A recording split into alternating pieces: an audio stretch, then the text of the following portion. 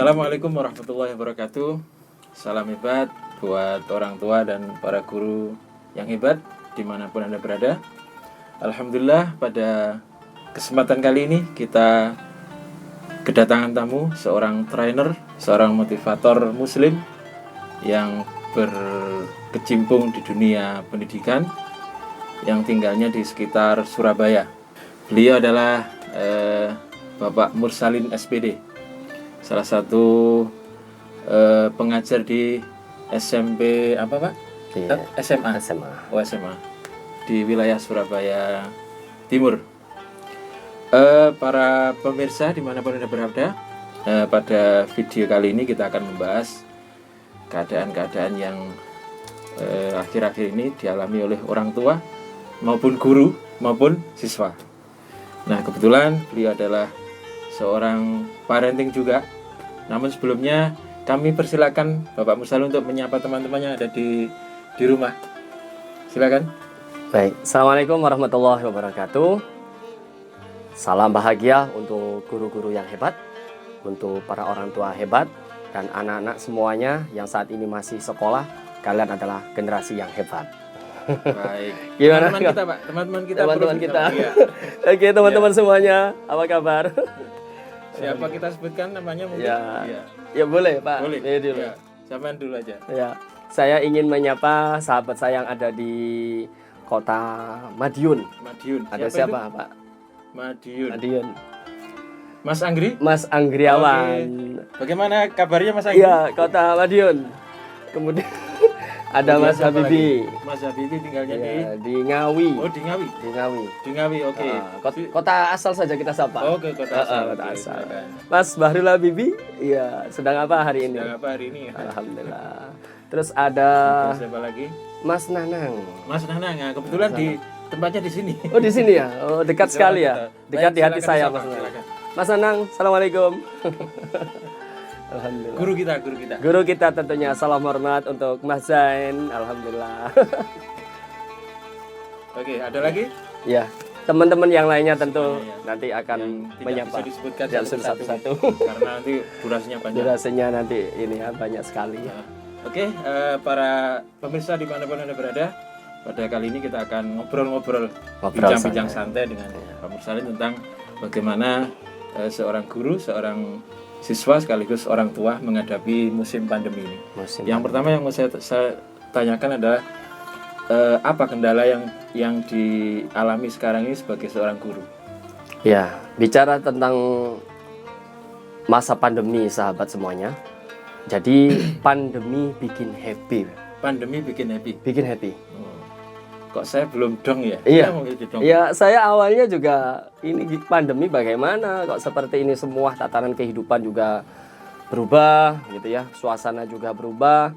Apalagi suasana di rumah. Pak BY ya. Iya. Suasana di rumah itu 380 derajat akan berubah tentunya. Mungkin ini untuk sahabat-sahabat semuanya yang sedang menyimak akan sepakat ini. Tapi menurut saya kacamata pandemi adalah bikin happy. Ya, nah itu dijelaskan. Bikin happy-nya begini. Jadi awal mulanya begini. Kalau dulu kita melihat pemandangan di sekolah ya, anak-anak di sekolah pegang HP, main HP tidak boleh. Tidak boleh. Nah sekarang kan tidak boleh, maksudnya itu pegang HP tidak boleh. Anak-anak di sekolah. Tapi sekarang anak-anak boleh pegang HP, belajarnya pakai HP, pakai laptop, tidak boleh ke sekolah. Jadi durasinya agak panjang gitu. Berarti sekarang malah disuruh pegang HP. Itu mungkin happy tersendiri untuk anak. Kemudian untuk orang tua. Untuk orang tua dulu yang namanya buka WhatsApp, yang namanya buka internet ya, informasi internet mungkin sebagian sudah paham, sudah sangat familiar. Tapi sebagian besar wali murid itu belum tahu. Yang namanya IG lah, yang namanya TikTok mungkin ya. Nah, jadi di era pandemi seperti ini justru pandemi bikin happy itu untuk semua kalangan. Dari sisi positifnya ya, yang awalnya tidak pernah. Nah, ini kebetulan saya ada HP. Oh iya. Nah, jadi yang sebetulnya orang tuanya itu mungkin dalam kehidupan sehari-hari mungkin jarang sekali pakai HP. Berhubung anaknya itu mau tidak mau belajarnya dari rumah, harus pakai HP. Orang tua juga berjuang. Meskipun cara ngeklik saja itu belum bisa, anaknya yang ngajari Pak Sby. Diajari. Nah, itu happy-nya gitu. Happy-nya itu. Kemudian orang tua juga bisa mengontrol akhirnya. Mengontrol apa? Orang tua yang awalnya belum punya Facebook, media sosial ya, punya IG, punya Instagram ya, IG itu ya, atau punya Twitter dan seterusnya. Dari adanya COVID bikin happy tadi, orang tua mau tidak mau, suka tidak suka, mereka akan semuanya harus tahu. Nah, dari harus tahu itu akhirnya ketahuan kalau selama ini anak-anaknya itu main Facebook. Kalau malam ternyata apa yang terjadi? Lihat anaknya jam 12 malam belum tidur. Masih pakai buat status. Berarti orang tua semakin cerdas. Semakin cerdas. Anaknya sedang apa? Apa yang disukai orang tua sekarang dengan mudahnya melacak lewat media sosial. Begitu, Pak. Oke.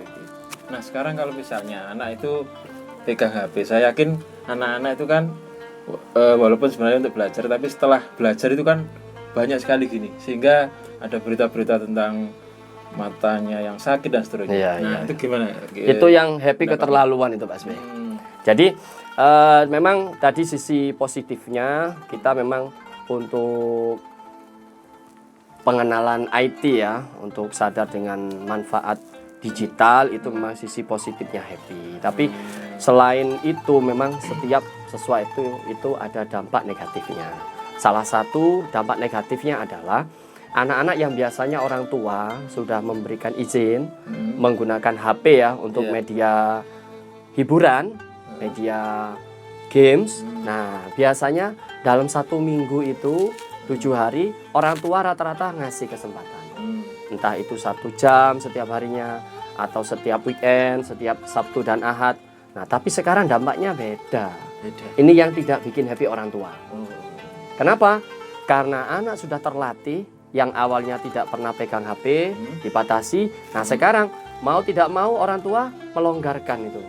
Melonggarkan waktu supaya anak-anak itu lebih banyak pegang HP-nya. Nah, permasalahannya adalah ketika orang tua sudah terbentur dengan kesibukan.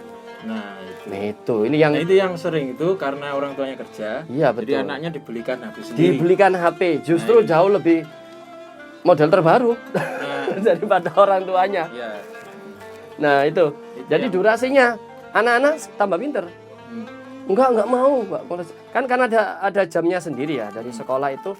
Jadi mulai jam pagi ya, ada yang mulai jam 7 sampai jam 2 untuk belajar dari rumah itu. Ada yang jam 7 sampai jam 9 malam. Artinya apa? Artinya pembatasan untuk belajarnya itu jam sekian, pengumpulan tugas setiap hari itu. Nah, cuman kendalanya itu memang ketika anak-anak yang sudah remaja, Pak SBY itu masih bisa. Jadi mungkin dikontrol gitu. Yang susah itu anak-anak yang di level masih kecil. TK ya, itu bisa kan bisa gondok ya. Nah, itu Pak perjuangan. Yang TK, yang SD itu. Bagaimana serunya perjuangan seorang ibu. Yang biasanya ini ya. Ada sponsor nangis dulu. Nah, sekarang saya tanya sebagai guru sekarang. Iya. Kendalanya apa? Kadang sebagian ada orang yang sambat gitu. Iya. Kok daring tambah rasanya bosan dan seterusnya. Sebagai guru. Ya, jadi memang tugas untuk belajar itu saat ini itu memang melibatkan semua komponen. Kalau dulu rata-rata orang tua itu menyekolahkan anaknya pokoknya berangkat sekolah, kelihatan pakai seragam, nanti jamnya pulang jam berapa, itu saja orang tua cukup ngontrolnya. Mohon maaf ini rata-rata begitu ya. Tapi kenyataannya adalah saat ini itu mau tidak mau orang tua juga harus ikut belajar. Gurunya juga belajar, siswanya juga belajar karena semuanya sudah berbasis daring, jarak jauh. Kalau dulu mungkin masih rata-rata pakai ini ya, spidol ya, kayak spidol, PowerPoint, itu pun hanya sebagian guru-guru. Nah sekarang mau tidak mau kalau gurunya mau ngajar dan siswanya juga bisa tetap belajar di rumah, gurunya ilmunya juga update. Termasuk menguasai IT. Menguasai IT. Yang awalnya Google Meet itu belum tahu loh. Gimana Google Meet? Zoom ya. terus apalagi itu banyak sekali ya. Jadi mau tidak mau gurunya juga harus ini meningkatkan kemampuan untuk ini ya. Makanya sekarang para guru juga kalau kemarin tuh sempat viral, kak sekolah ya tetap bayar gitu ya. Nah, iya. Oh, gimana itu? Itu menurut versi orang tua. Padahal guru-guru itu tetap di sekolah, tetap berangkat ke sekolah. Kalau nggak ke sekolah, guru-guru tetap menyiapkan pembelajarannya.